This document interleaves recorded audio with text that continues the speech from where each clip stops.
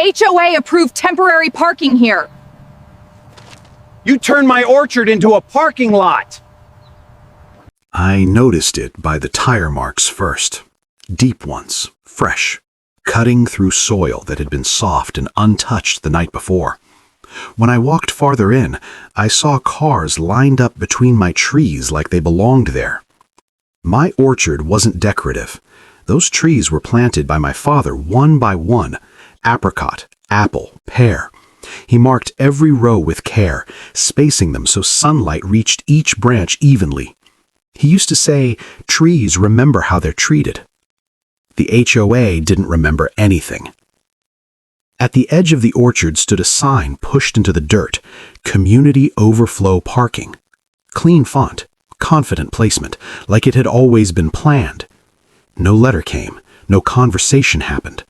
I found out the same way you find out something precious has been damaged, too late to stop the first harm. When I went to the HOA office, they spoke calmly. They said a nearby event needed parking. They said it was temporary. They said the ground looked unused from the road. Unused.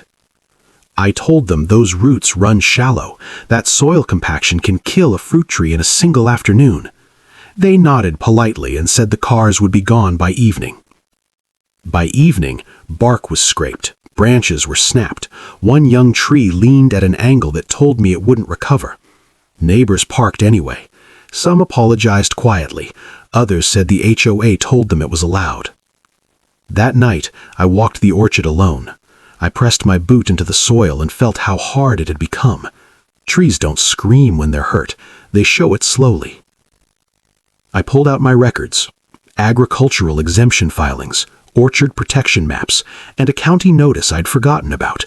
Any non-agricultural use of orchard land required soil impact review and owner consent.